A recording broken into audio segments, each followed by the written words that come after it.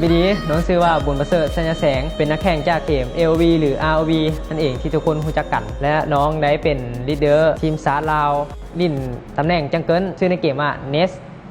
สบายดีน้องมีชื่อว่าเท่าสบูรณ์ลงลาดลิ่นตำแหน่งโลมมิ่งชื่อในเกมชื่อเทียดู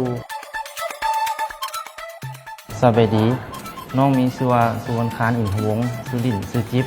ชื่อในเกมชื่อว่าวอลโบสบายดีน้องมีชื่อว่าเท้าอภิเดชจงมารีซื้อลินแมนซื้อล่าซื้อในเกมแมนโกฮานลินตำแหน่งมิดเลนสบายดี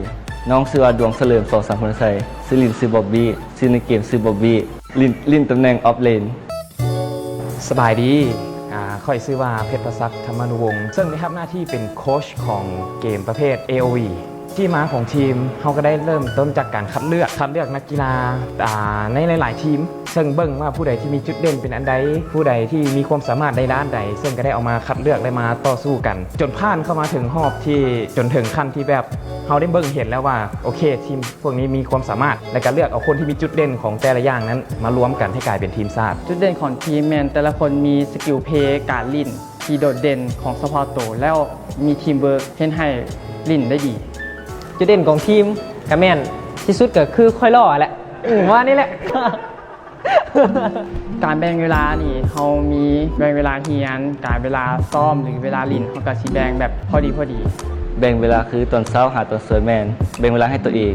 และตอนบ่ายแมนยืนในครอบครัวตอนแรงๆ8-10 โมงแมนซ้อมทีมสำหรับพ่อแม่แรกๆเพิ่นกับบ่ค่อยสนับสนุนปานใดเพิ่นก็ยังบ่เข้าใจว่ากีฬาอีสปอร์ตเพิ่นก็ยังบ่ฮู้ว่ามันเป็นจังไดพวกเฮาก็เว้าให้เพิ่นเข้าใจว่าโอ้ลมว่ากีฬาประเภทนี้มันก็เป็นกีฬาที่แข่งขันกันเป็นทีมเป็นระบบกันได้ความคาดหวังของพวกเขาในฐานะโค้ชคืออยากให้ทีมมีชื่อเสียงอยากให้ทีมมีผลงานดีๆมาให้ทุกคนที่อยู่ในประเทศนั้นได้เห็นว่า e-sport ก็เป็นกีฬาหนึ่งที่เราสามารถไปได้ไกลกว่านี้และการความคาดหวังอีกอย่างหนึ่งที่สำคัญที่สุดคืออยากให้ทุกคนได้ประสบการณ์ที่ดีกลับมาและเก็บเกี่ยวประสบการณ์มาให้ได้หลายที่สุดอันนี้เป็นความคาดหวังอีกอย่างหนึ่งสำหรับการเป็นนักกีฬา e-sport อยากให้ทุกคนจัดแบ่งเวลาให้ดีมีระเบียบวินัย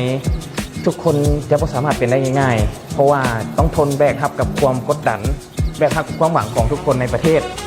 ที่เวลาเขาออกไปแข่งนอกซึ่งจะมีคนเชียร์เขาเป็นหลายล้านเลยแหละเพราะฉะนั้นความกดดันต้องขึ้นอยู่ที่เขาแน่นอนถ้าทุกคนสามารถผ่านจุดนี้ไปได้เชื่อได้แน่นอนว่าสามารถเป็นนักกีฬา e-sport ได้